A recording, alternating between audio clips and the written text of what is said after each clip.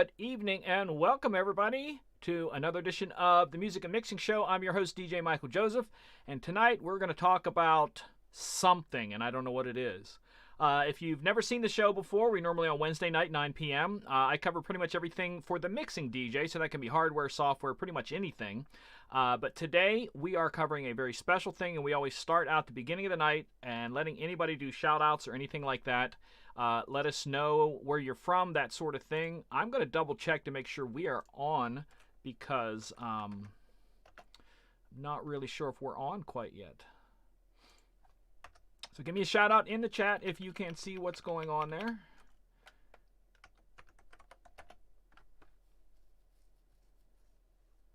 It says no one is watching. So that can be interesting.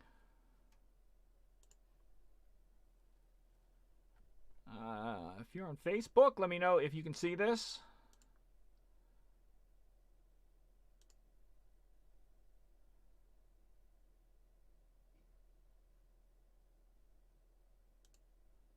Everybody's doing well out there. Oh, we have people watching now. Finally, it caught up. I guess it was just a little bit behind there. Yeah, tonight we're going to be talking about certain things. I think you know what it is. I'm probably going to say this 12 times, but at this point, I don't think anybody has any questions left. I'm just throwing that out there. But if you are, I'm going to try to answer them tonight. I think tonight's going to be a little bit about my opinion on things. Different stuff like that. So I hope you're all doing well. So I'm going to grab some people. Like I said, if you've never seen the show before, normally at the beginning at the top of the hour, I try to catch everybody who's in the chat and do a shout out. Let me know where you're from because we tend to get a lot of international viewers on here and I really like that. So doing a shout out to, I saw Mikey Mike's in there. Matt, what's going on from Youngstown around the way? Dave Morano's in there. Dave Meehan from Boise, Idaho. Morano's in there from New Jersey. I did see him in there. It's scrolling up too fast. Sean from California. Jason from Minneapolis. Now I'm getting down a little bit here. Sean from Mountain View, California. Desmond from Tampa. What's up, John? Collie from Boston. We were just over on the Pioneer Happy Hour watching all about the stuff that we're going to be talking about tonight. Like I said, I doubt you guys are going to have any more questions. So if you do, I'll try to answer them. But tonight I think we're just going to talk a little bit about the two products that Pioneer put out, what I kind of feel, what I like and don't like about it, stuff like that. Sean says, is the opinion get off my lawn? Not yet. I do like these two products. Facebook user, your name didn't come up, but you are from Ontario, Canada. Welcome. Day Night DJs from Hershey, PA. John, what's going on? How are you? DJ RTG is in the house. Ryan G from Pittsburgh. Bob Powell here from New York. Sean Denard is here from Pioneer DDJ-REV1. John Jazz, what's going on? Hope everybody's having a great time tonight. We are going to be talking about the REV7 and the REV1. And like I said, by this point, I don't know if anybody has any questions left, but we're going to talk about it a little bit there. Gibram is Dallas, Texas. What's going on? DJ Leo. Chris Fox, Entertainment, just in time. We haven't actually started yet, so you're not that far behind. Like I said, I just kind of want to take the beginning and make sure everybody comes in here, and you just take about 3 or 4 minutes there, and we're about at that point. I want to take as many questions as I can tonight, but like I said, between all the videos that have been put out, the fact that there was a rendering of the REV7 out 2 months ago that I saw, and there were just endless releases this past week of pictures and all these things. I ended up getting a hold of a video of one of their flyer things that gave me every freaking single detail of the REV7 before it was ever out. So at this point, I don't know if you have any questions, but if you do, I will try to answer them tonight. I'm going to go through and talk about them and kind of feel why I think they come out with them, who it's going to influence, and maybe if you have a question, should I buy this? I can help kind of direct you, because that's one of the things that just because a product is new doesn't necessarily mean it's right for you, because we have, especially in the disc jockey news community, we have so many different types of DJs that finding the right equipment for you is kind of difficult. So hopefully we can work through that tonight a little bit. Let me jump over here and change this screen. So those of you who don't know, Pioneer came out with 2 controllers today. Let me switch screens here. This one is the REV1. It is approximately the exact same size as the DDJ SB3. It is kind of tailored towards that market. It is the same price as the DD3. They do have two different color options. They have the black version with kind of a gold out trim, and then they have the black with lots of gold out trim. You can get both of those. This one is $10 more than this one. They did that with the SB3. It was the silver version is $10 less than the gold version, so that's right along the pace there. But this basically is an entry-level controller that gives you the style of the REV7. Let me get the on-top picture there. And this is the REV7. It is a full-size DJ controller. I can zoom in there. There we go. That is motorized, but it has got some things that are different than some other things. Ryan G. Ryan and I talk about how everybody drops these words that say the product is a game changer. It's tough to actually talk. To me, a game changer was when we went from records to CDs, when we went from CDs to laptops. Those were game changers. These are just new iterations of the same thing. Maybe better iterations, I don't know, or just different. But definitely saying it's a game changer isn't necessarily there. I know this is a game changer for a certain portion of the audience. So keep that in mind when I'm talking about this. There's a portion of the audience that this was specifically designed for. So in case you have not watched anything today about why this controller has this layout, let me kind of explain it. So back in the days when there were record player DJs, guys using the 1200s and whatnot, there was a tone arm for the needle to play on the record. And as a scratch DJ, having that come down to the right side, you would bump it sometimes. So to save themselves from bumping that, they would turn the record one click so that the record arm is not going down, but it's in the back, out of the way. So from the years of using these, guys have kind of gotten used to having the pitch fader, which is normally on the right. When they turn it what's called battle style, it puts the pitch fader at the back, at the top, however you want to word that. It takes the play button from left of the platter to right of the platter. So this style all developed from people using record players in what's called battle style. So they turn it to get the tone arm out of the way. Now that has continued on when they came out with the Rain 12s, is that they did not think, it doesn't really matter all that much because there's no tone arm, but guys still turned it to put the pitch fader at the back simply because that's what they're used to. So what Pioneer has done here is they have tailored towards that audience that likes that style of setup and given them a really nice controller for that, okay?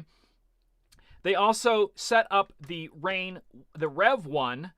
Oh gosh, I'm probably going to get kicked for that. For the REV1, with the same layout, but this is a beginner's controller that is USB powered only.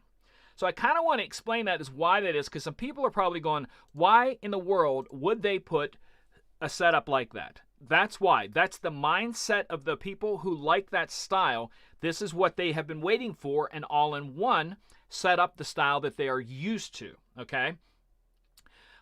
So in my opinion, this is my opinion here. I don't know if you can see you can see my mouse there, my little pointy thing. I like this in some aspects because I like to have room to work, okay? I don't like to have stuff on top of my platters because I like to use them. I like to move and twist and do things. This layout, by moving a lot of that stuff above the platters, gives me room to work. I do like that. For those of you who don't know, I started out 34 years ago on record players. I've done every kind of DJing on every type of equipment. I was a Denon certified DJ for years. I've been literally on Denon equipment for the past 20-some years. And this year, in 2021, I switched from Denon to Rain. I really like the Rain 1. So I'm kind of looking at this from a point of view of a person who used controllers for years, used record players, CD players, controllers, motorized platters. I owned the Rain 7 for a while. All these sorts of things. And this is, to me, fitting a niche that just was not there. So that's the basis with this, is the guys who do use the turntables, whether they're actual turntables or the Rane 12s, if they wanted to grab a controller for a smaller gig or something like that, they didn't have an option to have it exactly like theirs. So they had to do this whole other thing. This fits that entire audience. Mine with the Rane 1 kind of fits what I want. I do like the Rane 1, but I also, like I said, moving this stuff up and out of the way really gives you room to work, and you're not bumping stuff with your fingers when you're doing stuff with the platters, and I like that. I'm going to go ahead and let you guys ask some questions as I'm going to kind of talk about these things. Since they come out with it was the Rane 72, the S9, S7, S9, S11, the Numark Mixtrack Pro, the Numark Mixtrack Platinum, and there's another, I think another Pioneer DJ that has the paddle effects in the center. So all these do, if you don't know, if you do know, I apologize for kind of like reiterating stuff that you've known for years. But basically, you will turn on an effect. So we're in some sort of controller, you would press the button, and that would immediately kick that effect on for whatever side you were doing or the master. What this does is you pick the effect, and then with that toggle, you have a chance of locking it on so your hands can do other things, or you can hold it down. As soon as you let it go, the effect ends. So it gives another tool for someone who's maybe doing some mixing that might want an effect on while they're doing something else. They don't have to hold it, but it's also big enough to where they can grab and shut it off really quickly. I absolutely love that. Some people, it doesn't make any sense. I absolutely love the paddle effects. Absolutely love them. The Rane has them. I love them. I like how the Rane has the 6 buttons that are mapped at the top. This one, they have 3 buttons per side, but that is not meaning that there are only 3. So in some of the effects that are attached to that are onboard, so that means it doesn't have anything to do with the software. What that does is it lets you pick 3 on this side, 3 on this side, and you flip the paddles to go that way. So these do that. But in another mode, and I don't know what it's called, where those are those blue buttons right here are no longer onboard effects, but software effects. It then takes you to 6 effects, each triggered by the side of the paddle that you choose. And that's what I kind of like with that it gives you the option, because some guys love onboard sound effects. It gives you the people who want the onboard sound effects, you have onboard sound effects. People like me who want software sound effects can do that. That was really smart. Stuff like that where it meets that niche, because there are people like me who like this setup, but I want to do everything from the computer as opposed to some onboard stuff. This gives both people the chance. So they've thought through a lot of this really well on stuff that the average DJ that doesn't spend a lot of time into this sort of field and doing this type of DJing, it wouldn't cross your mind. But that's what this is kind of for. If you're just an average DJ who doesn't mix, but plays at a wedding, plays at a special event, that does some fade across, some talking, some really basic mixing, this isn't set for you. This is set for a DJ that likes to be hands-on doing a lot of stuff. And like I said, I think they nailed it. My hands have not been on it, so I can't tell you what it's like, but I think they nailed it. I really like a lot about it. But that is what this is about to start with before we hit the questions. That's what this whole design style is set around. I don't know if you remember a few years ago where some of the companies took the pitch fader that's at the top of these. It was originally to the right of the platter on both sides. For some design engineer standard, on some of them they then moved it to the outside of each platter, and that kind of screwed me up because I've spent my whole life that way, and it took me a while to learn that. And now pretty much every company is bringing that back to the right of the platter like it was, and now I'm having to relearn my left arm coming back over to the inside of that platter on the left side as opposed to the outside. So that's the mentality that they designed the top for, because the same guys who reach to the top all the time jump on a controller, they're reaching to the top and there's nothing there. So this, again, is helping the muscle memory of the DJs who do this, and that's kind of what this is all about. Again, if you have any questions, throw them in there. I'm trying to pay attention there to different things. But like I said, I wanted to look at these. This is the back side of the REV1. Basically, you have, like I said, it's USB powered, so that's what you're going to have right here. And then it's right and left master out, and a mic. And the mic is channeled through the mixer via hardware. So when you are doing any sort of streaming via the sound card that is on the REV1, your mic will be coming through, as opposed to other ones like the SB3 where it doesn't work the same way. And on the front, all they have is a little 1/8-inch headphone jack. The REV7, on the other hand, has a lot of the back, including XLR outs, RCA outs, mics, balanced, double booth out with the 1/4-inch, as opposed to what some of them are doing with the XLR outs. Most of the places I DJ at, it has the 1/4-inch outs for the booth. And I think Rane does that right when other places put either the XLR or the XLR combo. And it makes, like, there's some places that I DJ at that I want to throw hooked to the booth. I have to either have an adapter or take my own cord and go to the things, because, like I said, most of the booths I'm in, it's 1/4-inch to the booth speaker. Like I said, that was just kind of their choice. Double USB plugs there. You have line hookups. You have 2 different mic hookups, 1 and 2, and both have adjustments in the back for sound levels and stuff, and that's there for you if you want to use them. It does have a single DC in that is not the ECI or ICE. I can never get that right in the back. So your cord will have like a wart on it, as opposed to the Rane 1, who has that inside the controller, and you just have a regular IEC cord or whatever it is. I can never remember what it is. One of these days I should remember it. But that kind of gives you the thing there. And on the front, they do have a lot more on the front. You have mic controls with EQs, echoes, talk over, offs. You have curve controls for both the crossfader and the up and down faders, which the Rane 1 also has that. You can shut those off if you want.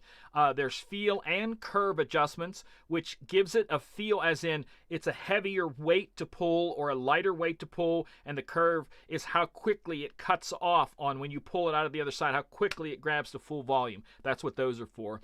The reverse is also there, pardon me, for guys who like to scratch hamster, and also I think you can do that, if I'm correct, on the front in the channel. No, that's done down there.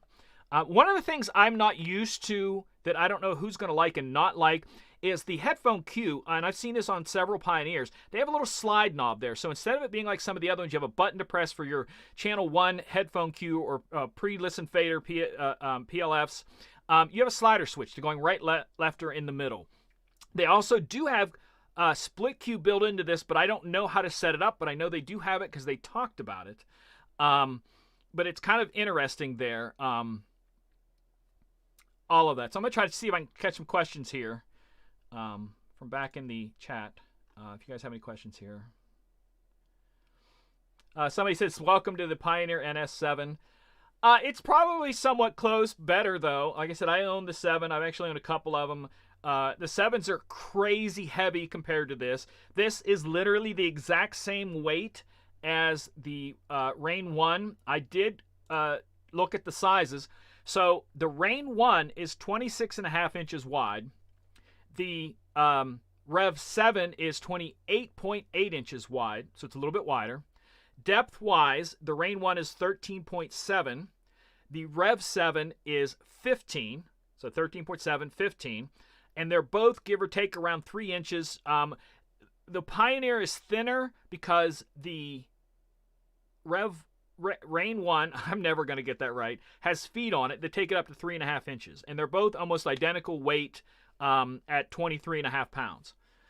If I'm correct, the NS7 has a full 10 pounds on it, if I'm correct, because I'm thinking that it was 34 pounds. Don't quote me on that, but yeah. Chris Fox says, I heard they were releasing CDJ other than 2 controllers. I've seen pictures of it. I can't, I don't know when anything's coming out, but it would make sense for them to add on a CDJ-sized single unit with this motorized platter, so that, like the Denons have the motorized platter or the non-motorized platter, that would give Pioneer the choice of guys who want one or the other. I think it's a very good thing that they're working on it, but it's not released at this time. Nobody really knows, but I think that's something we're going to see in the future. Have you heard anything about the feel for the scratching? Everyone says that it's very comparable to, what was the other one they had? not the is it the PLX? I think. They said it's very comparable to that. It is it's a pressure sensitive scratch, which is much on the feel of the CDJs. So it's a pressure plate that you're touching on with that center plate, and that makes it, which I've heard people talk about, that makes it able, since it's not touch sensitive, so there's no electricity that needs to be conducted like most controllers have. This is a pressure sensitive, so that means that you can put some sort of design over that plate if you choose to, like stickers or whatever, and it will not affect all that. Someone corrected me in there. IEC. I never get it right. Thank you. Appreciate that, Steve. IEC. So yeah, the Rain 1 has an IEC plug. So that means it's just a cord. All the stuff is inside. The REV7, you'll have one out on the cord. So for some people that makes a difference. I absolutely love having that internal. So I don't my cord is just a regular cord, and I probably got 20 cords around here because I had mine out today doing some MIDI mapping and stuff on it. If I did not catch your question, please say it again. I will hit it. I did see Sean Denard asking about, will the REV7 work with Virtual DJ? So I sat in about an hour ago with the guys from Pioneer doing their happy hour. And what they said, and this is odd how they said it. They said, if you're a record box controller and you want to purchase this in hopes that record box is coming for it, don't purchase it for that. We're not saying that it's not. We don't know. Then asked about virtual and algorithm, and they all said, yeah, probably about the same day that it comes out, virtual and algorithm will have mapping for it. So that it's an interesting thing that it is a Serato controller put out by a company that has a software company called Recordbox. What I think that is a license bought controller by Serato, paid to exclusively have theirs on there by name. So that means that for a certain amount, usually for those things, how they go is for a certain amount of time, they can't put their software on it. So Serato has licensed it out for at least a certain amount of time. Mike says, when are you getting one? I'm not. I just got my Rain 1. I absolutely love it. I still got a video to do on it because I'm doing mapping, and I think you guys will be kind of interested in some of the mapping I'm doing because I'm being creative with stuff. I've recently changed the way I do my high, mid, lows for blending and mixing. That I just came across that, and it's a game changer for me because I think it sounds so much better, and I do want to explain that when I do the show on my Rain. A lot of little things like that I'm kind of talk about there. Tech Rich said, will the Rev7 ever be compatible with Recordbox? Oh, I just covered that one. Yeah. Yeah, that's basically what they said. And that was from Jay and Pulse and what's his name? Jay something initials. I blanked on his name. But that's what they said, that don't hold out, don't buy this hoping that you will get that record box compatibility right away. Like I said, I think it is a fact that Serato has paid for the rights to that. They may have been ticked off when the 1000 came out that they weren't on that, and that's why they had to make a second one that was Serato compatible. And on this one, I think they just took the licensing.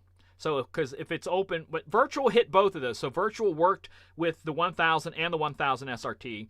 Like I said, this one, they did say both of them because somebody asked them how MIDI mappable are they. They said it is very MIDI mappable. So that means that it's what's called an open or generic controller. That means that none of the buttons, or at least majority of the buttons and actions, are not locked down to simple functions from a single software. So we should see a lot of that coming out soon.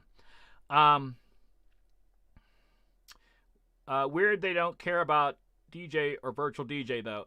I thought it was interesting. Like I said, it has to be that Serato paid. It's my guesstimation. Please don't judge me on this. I don't know. That they bought the rights to it, and part of the rights, it's like if you're a performer, because I used to perform, I used to travel. If I did a show in a city, I could, by contract, could not do another show, another festival, less than 2 hours away from that festival. So there are contracts with stuff like that. So there's probably a time contract with this that Pioneer can't put their record box to it until a certain point, or they're going to release a second one there. Nothing I heard about the Pioneers. Brian said about mixers. I haven't heard anything about Pioneer releasing any new mixers. They're not technically due because they just did the 11. It's freaking awesome. Not the 11, but yeah, the 11. It's an incredible. I know some guys that have it. I got to play with it a little bit. It's a beast. Mike says, I watched a video before and the DJ said the Rain 1 was better in the long run. I wouldn't say that. Again, at the top of the hour, one of the things I talked about was the fact that when I talk about controllers, because I get a lot of times where people ask me, because I test so many of them, if you had any idea how many controllers come through my studio and how many are in the house now on their way out, I get to test a lot. So I haven't found any bad controllers, but each one is going to be tailored towards someone doing a certain type of act. I know a wedding DJ that's local that uses the smaller and older a Denon 6000, the 2 thing. For them, that fits their style perfectly, and that is a solid little unit. They don't need the big platters and all those kind of things. So something like this would not benefit them. Someone who just does some basic mixing to drop this kind of money just to have the newest thing, that's probably not for you either. The same with the Rain 1. At its price point, if you're not a person that wants or needs, I say that wants or needs because I don't need motorized platters, but I really do like DJing with them. That's one of the reasons why I wanted to switch, because I was able to have a unit at a decent size, much lighter than the NS7, much lighter than the NS7 with motorized platters. And it's making me happy because what I get to carry around is not very heavy, and I appreciate that. So this is not necessarily for everyone.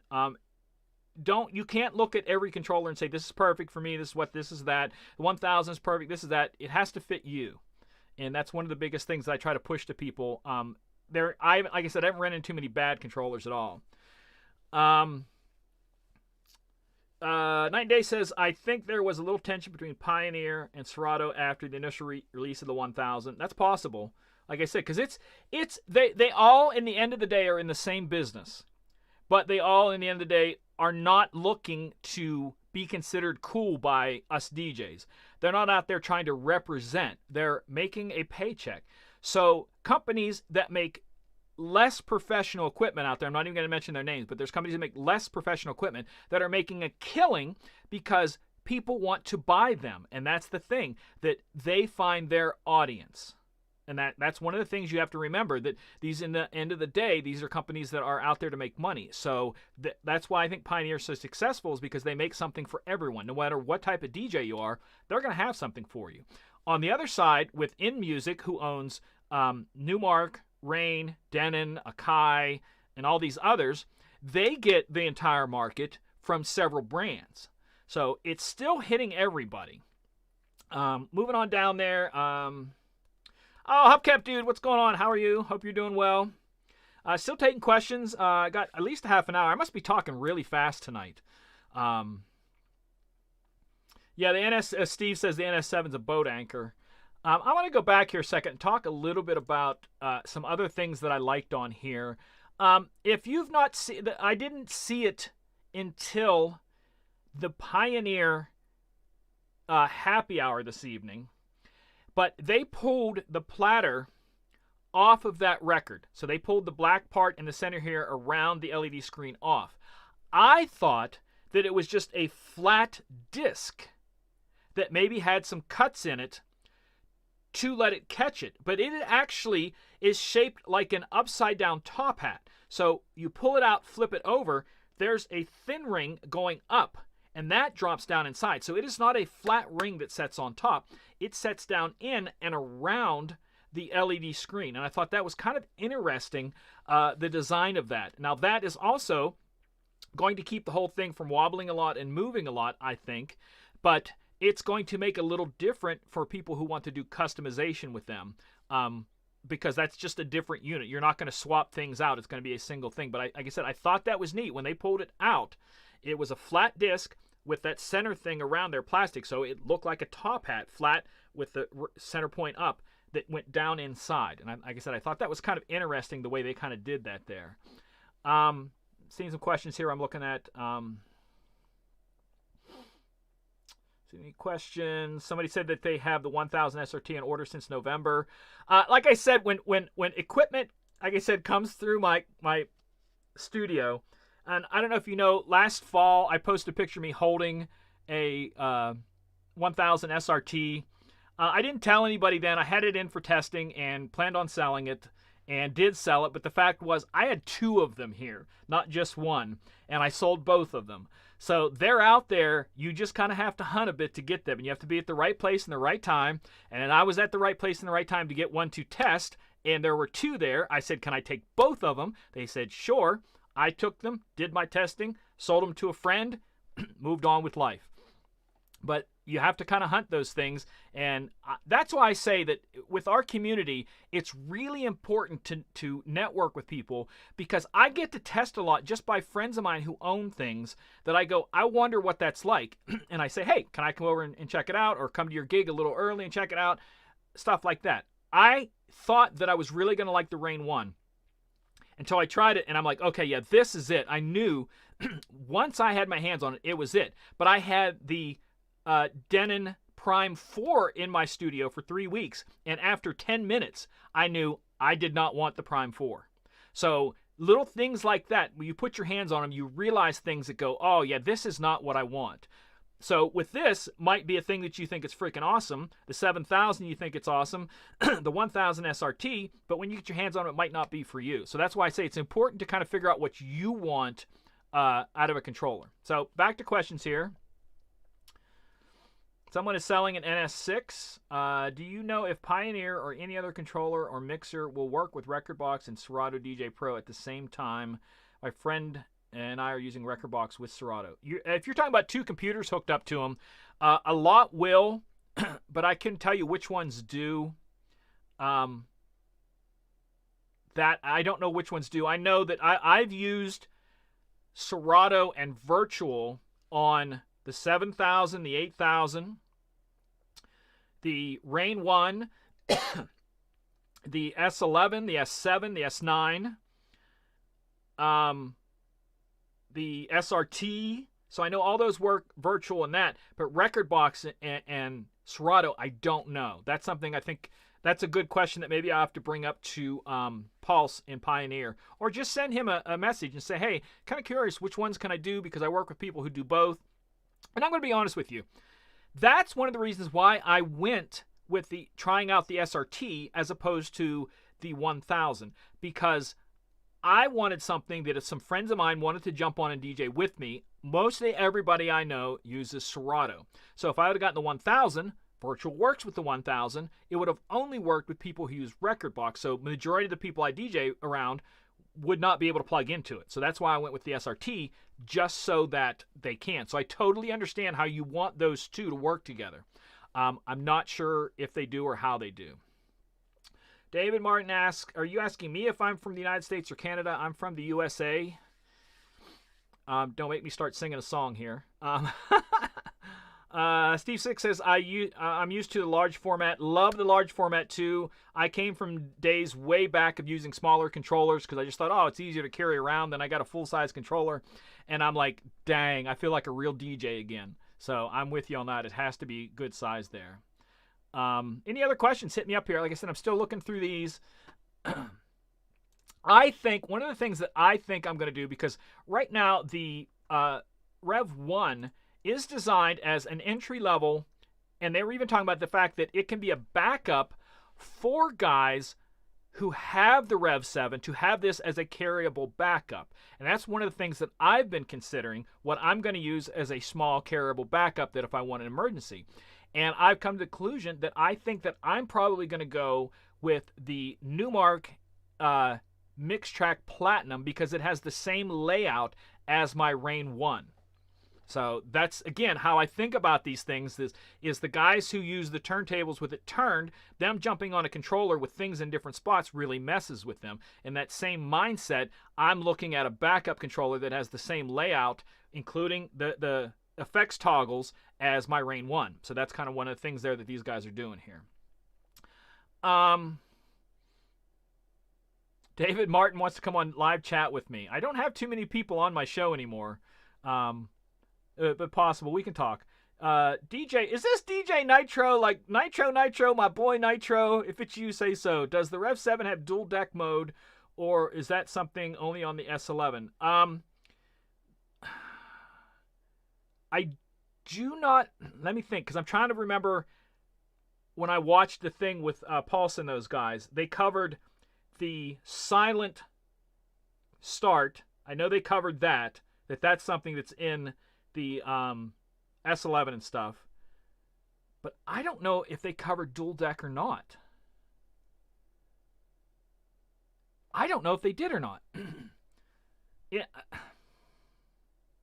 I know that the REV1 has the ability to do 4 decks, but I don't know if it does the dual deck thing or not. I don't even know.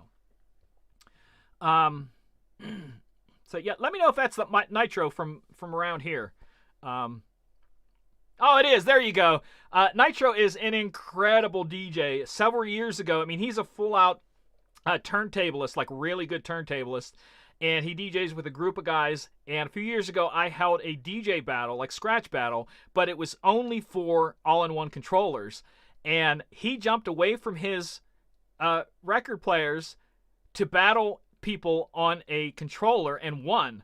So that's a talent to me, someone who can jump on equipment that they don't use on a regular basis and kick butt. So Nitro, again, thank you for being a part of that competition so many years ago. I think, Nitro, for you as being, like I said, a scratch DJ, I don't know if you've switched over to the Rain 12s yet, but this, to me, is the perfect sense for someone like you who has spent a lot of time on turntables to just naturally fall into. Now, does it have all of the bells and whistles that the S11 has? That I don't know.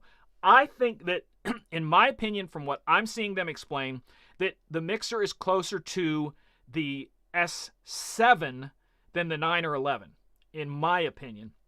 But I could be terribly wrong.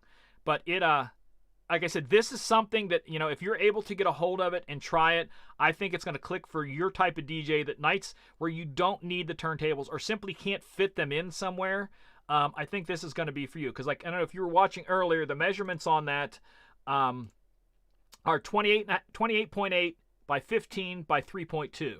And it's only 23.5 pounds. So that's, to me, that's nothing compared to your 12s and an S9 all in cases. So that's the thing that I love that. Yeah, Nitro asked when the next battle is. I gotta be honest, when I did that battle, it was something that it was a Tuesday night place I DJ'd. So nobody DJs on a Tuesday night, but I had a Tuesday night gig.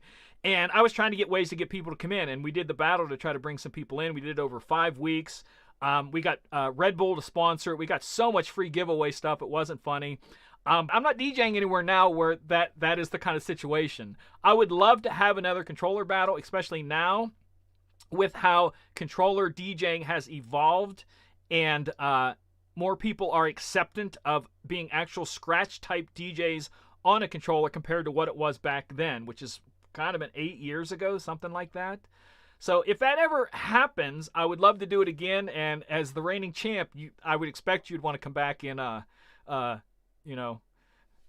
defend your title. But yeah. So we still have a few more minutes left. If you have any questions, hit me up. I want to hear some people in there that if you were going to get the REV1 for practice or something like that, would you go for the all black or would you go for the black and gold?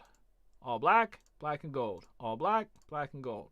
Because I have currently, I told you I have too much crap. I currently have SB3 in silver and an SB3 in gold. So I don't know what I like better. So let me know what you guys think. Any other questions, stuff you want to talk about. I thought, like I said, with all the stuff that was covered earlier by all the videos that everybody put out, people who actually had their hands on it for weeks at a time, with Jay and Paul's and them doing the happy hour, answering a lot of questions that I couldn't get into.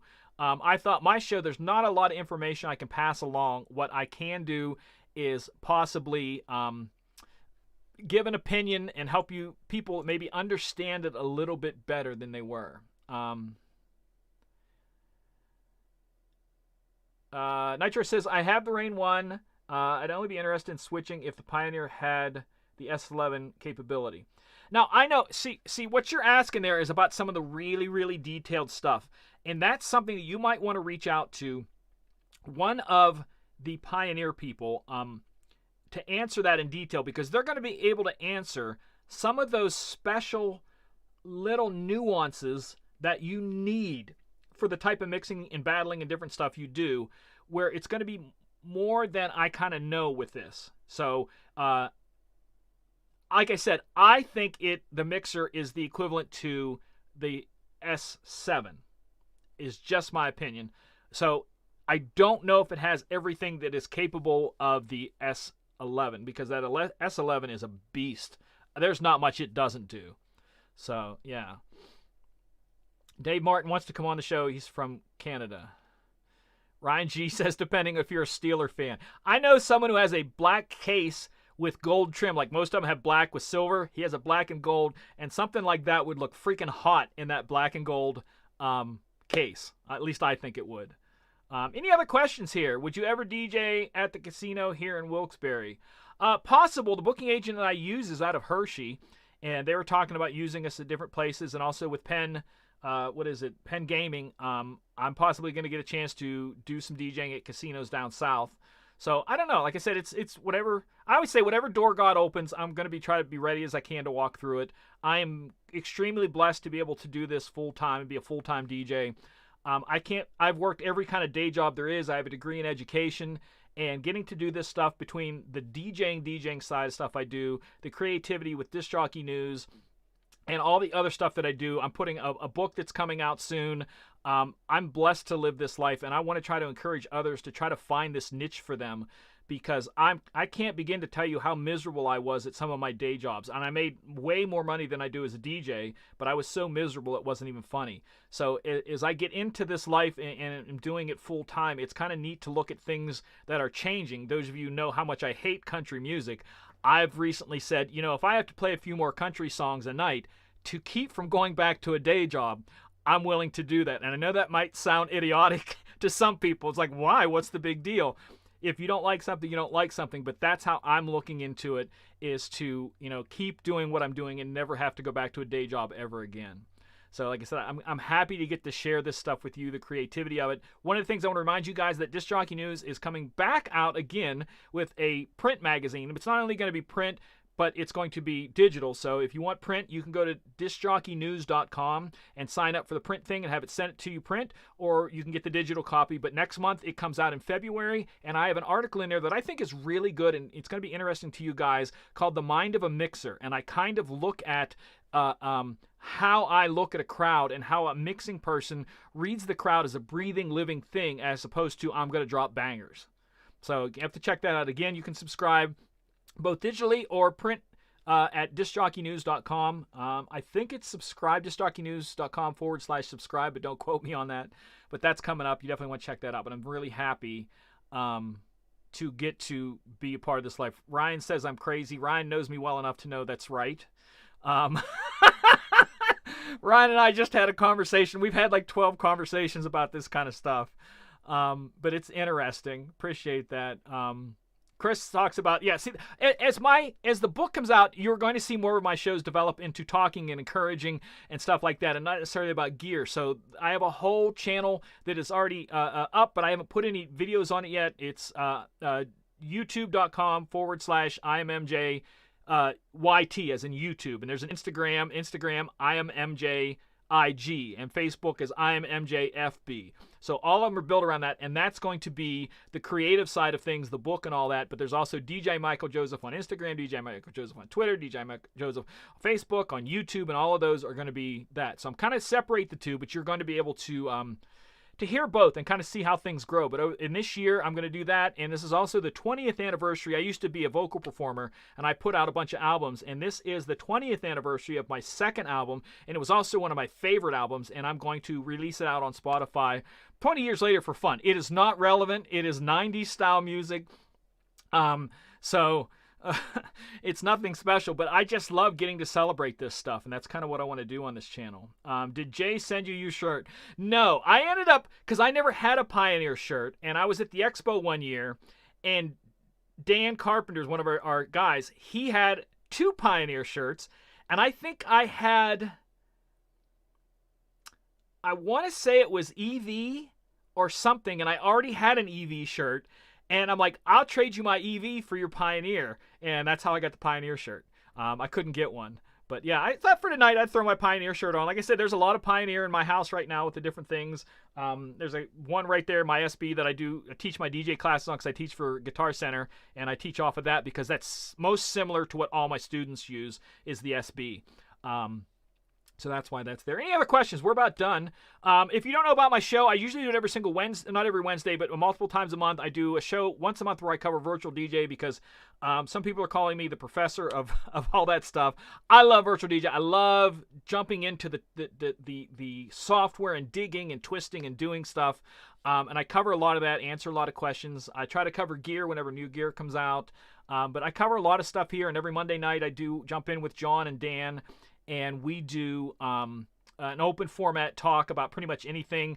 John and Dan do more of the wedding side. I'm the club and bar guy, so it's kind of an interesting conversation talking about music. DJ Nitro says, is it a country album? It is not a country album. It is a 90s, early 2000 trance album, because it came out when Sandstorm was there, and that was the kind of music I was DJing then. I was 100% EDM DJ at that time, and that's what the whole album is, kind of like a trance album, in the same sort of feel as Sandstorm and all that. So that's what the album is. It's called In the Mix. It's not out anywhere, but like I said, I'm going to put it out on Spotify this year just because I want to, 20 years, I want to start celebrating stuff I did in the past, because I've been in the entertainment business my entire life. I did artwork when I was younger, vocal singers, acting. I used to dance and TV commercials and all kinds of stuff. I've been in this business my whole life. DJing is just something I'm kind of doing on the end. And people keep paying me for it, and I have fun because I get paid to go dance while I'm DJing, because I'm always bopping around. So I'm really blessed on that. So if you have any topics that you want to see me do in the future, send them to me. I'm open for anything. Majority of my topics come from you guys sending me, hey, talk about this, and that's how I learned that. So any other questions you might have there. Likey Mike says, don't forget to like, share, and subscribe. Yes, please like, share, and subscribe. Those of you who don't know, back when COVID started, the lockdowns, we started a live hangout room called the Chill Room, and it still's going on. Every single night, you can go to djntv.com/chill and hang out in there with other DJs. It's not a thing where people go in and show their DJ skills. It's just DJs hanging out, talking. And it's a neat place to kind of go hang out, ask questions, and I'm going to stop in there tonight. So if you guys are there, like I said, it's djntv.com/chill. I'm going to try to put it in the chat. I don't know where it's all going to show up here.